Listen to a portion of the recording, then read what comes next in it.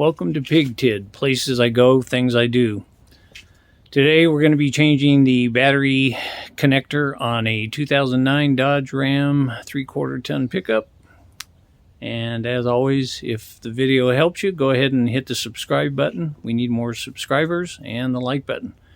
So as you can see, we've already started. You got the negative connector was the one that was bad, but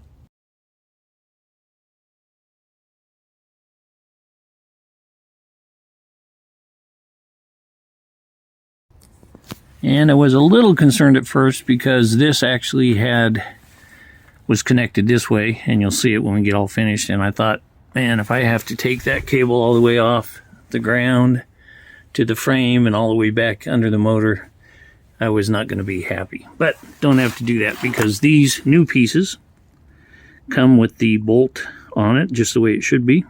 So we should be good to go.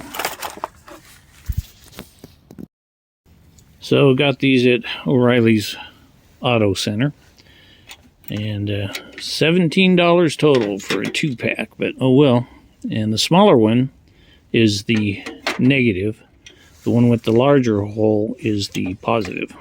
And figured I may as well get them because my positive is probably going to go at some time too. May as well have the part there. Alright, so real simply, hopefully, we're just going to put this through that one, then put this other one on top, like that, and then we'll put the nut on, and we should be able to set it onto the terminal. There's a finished product.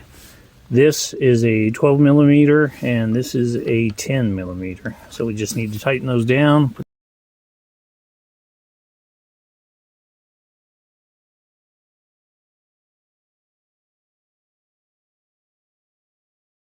Alright, everything is back in place the way it should be. Let's just hop in the cab and see if she fires. Look at that. And that's how you change the cable. Well, the connector, not the cable. That's how you change the connector.